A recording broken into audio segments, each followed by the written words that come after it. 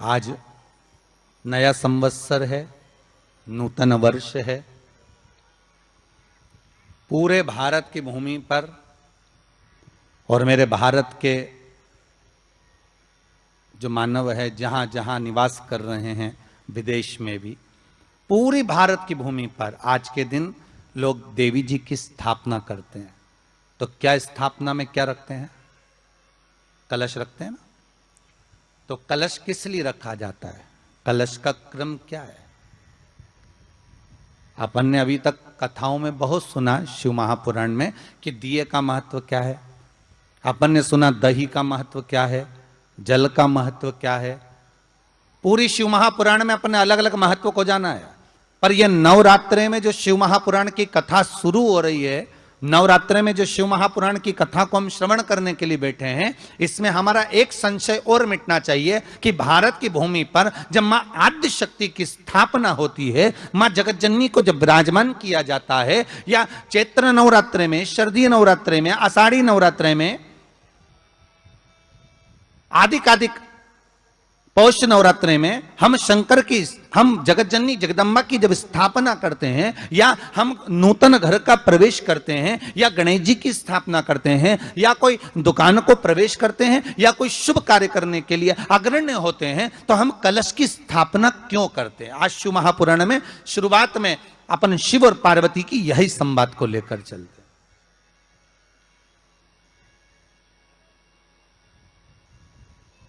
आखिर कलश में ऐसा क्या है? कलश के अंदर आखिर ऐसा क्या विराजमान है कि 33 कोटि देवता उस कलश के अंदर आकर बैठ जाते हैं? महाराज,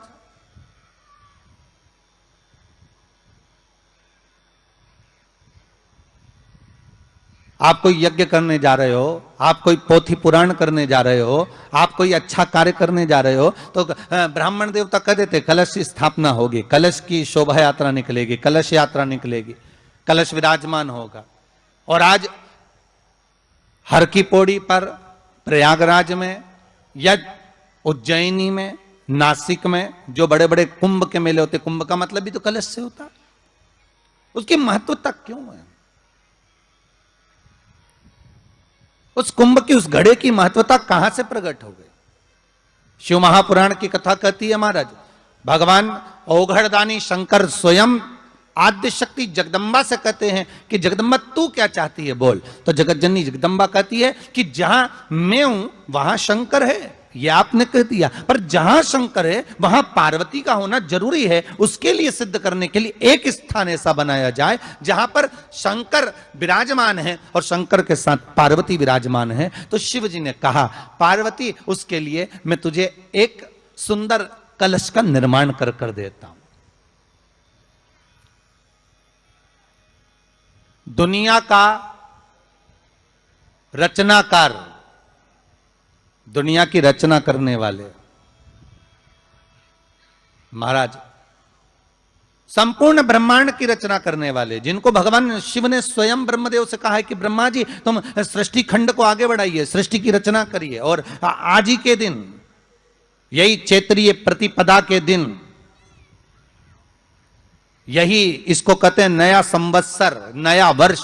हिंदू धर्म में क्यों कहा जाता है? आज ही के दिन ब्रह्मा जी ने महाराज सृष्टि की रचना करना प्रारंभ करा था। आज ही के दिन भगवान शिव और ब्रह्मा का संवाद हुआ था। सीधे भगवान शंकर ब्रह्मदेव के पास जाकर बोले थे, हे ब्रह्मदेव, आप सृष्टि की रचना करिए। तो ब्रह्मा जी ने पूछा था, सारे नक्षत्र आपने बनाए, सारे दिन आपने बनाए, सारी घड़ियां आपने बनाई, सारा पल आपने बनाया, मनुष्य की श्वास गिनती, काउंटिंग, अर्थात मनुष्य के शरीर की रोमावली, ये सब आपने निश्चित करी है।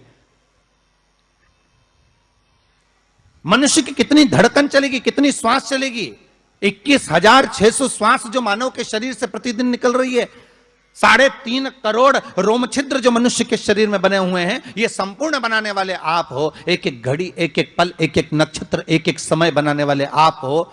हर श्वास को बनाने वाले आप हो। तो आपसे मुझे कहना है कि एक निर्माणकर्ता ब्रह्मदेव, आप ब्रह्मा जी करें तो एक काम करो ना कि सृष्टि की रचना भी आप करो। भगवान ब्रह्मा ने शिव जी से कहा कि सृष्टि की रचना आप करिए।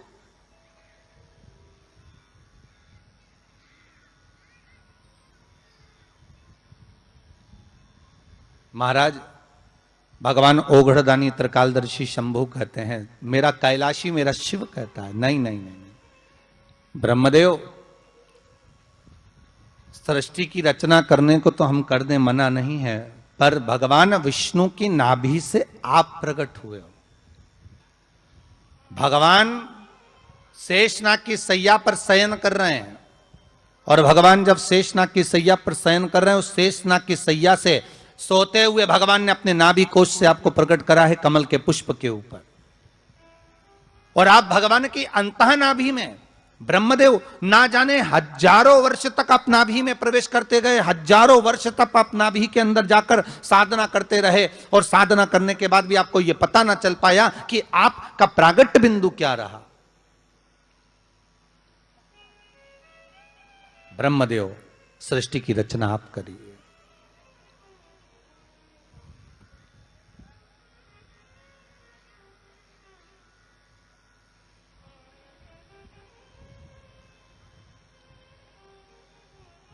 ब्रह्मा जी कह रहे हैं, नाथ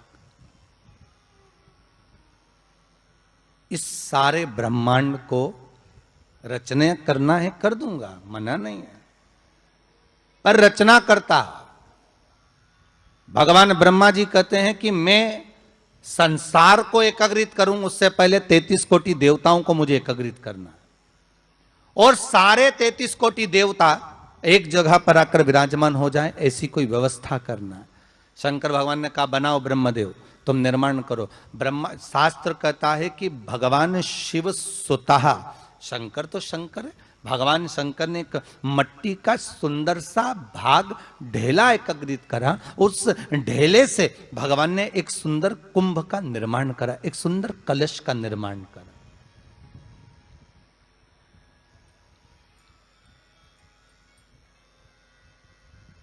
देखिए कितनी सुंदर कथा है। अगर आप लिंग पुराण में इस कथा को निकालोगे तो एक आनंद की अनुभूति और होगी। अगर किसी के मन में संशय हो कि यह कथा कहां से ली गई है, तो लिंग पुराण में से आप इसको निकालिए।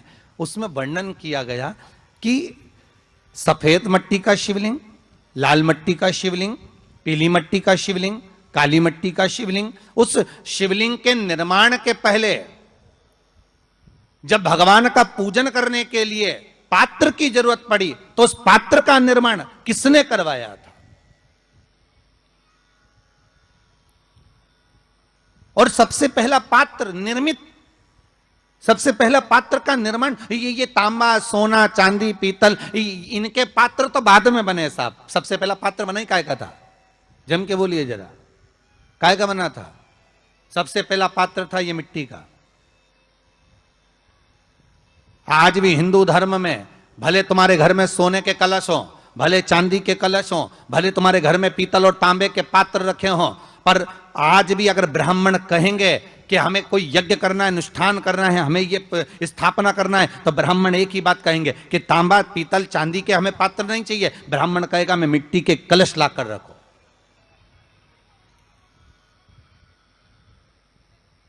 हमें मिट्टी के कलश चाहिए। और कितना बड़ा प्रमाण है जी, शास्त्र का प्रमाण देखिए कितना बड़ा है।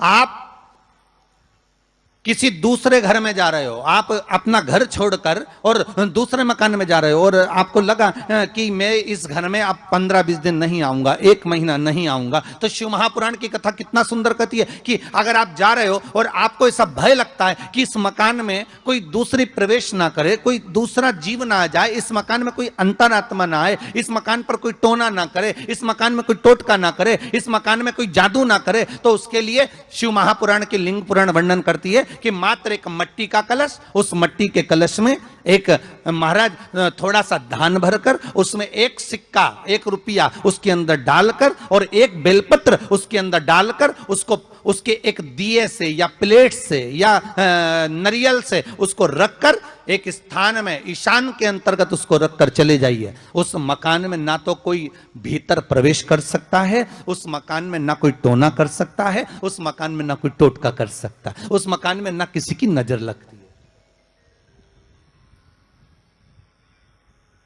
और वो पात्र कोई दूसरा नहीं होना, वो पात्र होना चाहिए मट्टी का कलश। मट्टी के कलश की बड़ी महत्वता है।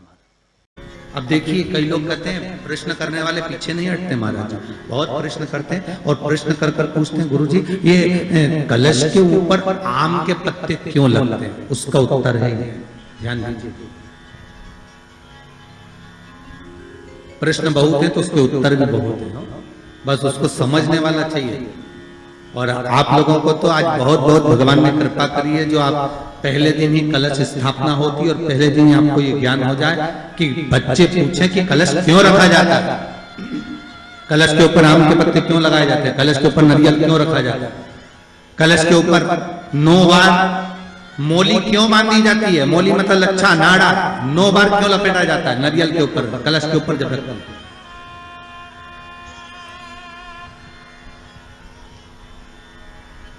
कलश के ऊपर जब जब श्रीफल रखाता है, नारियल रखाता है, तो उस पर 5 बार 7 बार मोली नहीं लपेटी जाएगी, तो 9 ही बार लपेटी जाएगी। 5 या 7 बार लपेटते हैं तो कहते हैं कि लक्ष्मी की छिन्नता होती है, और वो 9 बार लपेटी जाती है तो भरपूर लक्ष्मी का भंडार भरती है। क्यों क्यों कहते हैं उसे?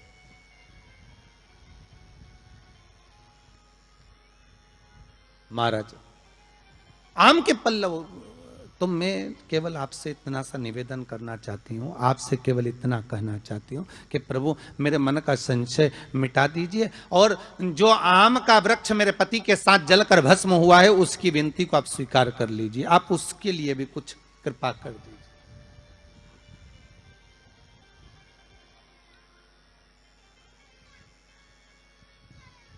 इसी को कृपा कहते हैं, इसी को करुणा कहते हैं, इसी को दया कहते।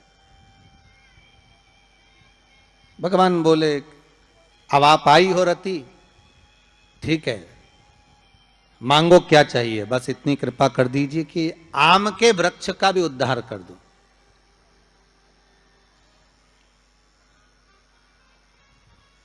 शिव जी ने कहा हम वर प्रदान करते हैं रति,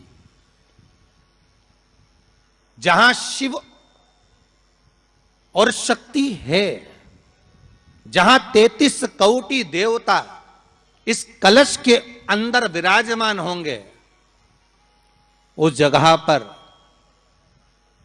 स्वयं कंठ पर जहां पर मेरा निवास होगा, उस जगह पर ये आम के पल्लव अमृत के तुल्य माने जाएंगे, और इनका निवास हमारे ही हाथ में, हमारे ही हस्त कमल में विराजमान होगा, हमारे ही हाथ। कितना सुंदर है महाराज जी। उस आम के पल्लव की महत्वता को जरा जानिएगा, बहुत बहुत ध्यान दीजिएगा। आम के पत्ते देखें आप लोगों ने, अरे बोलो जम के तो बोलो, देखें उसका प्रयोग कभी आप लोगों ने करा?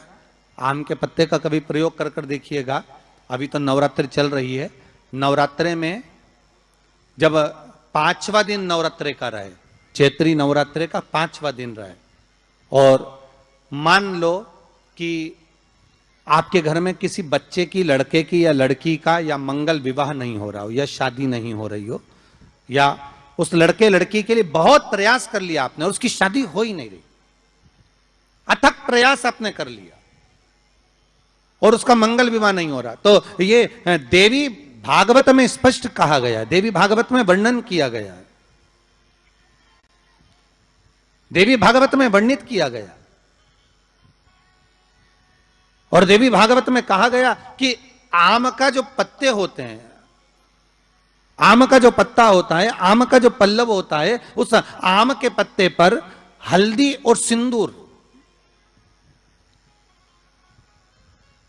इन दोनों से स्वस्तिक का निर्माण किया जाए। देवी भागवत का संवाद है, बहुत ध्यान देना महाराज।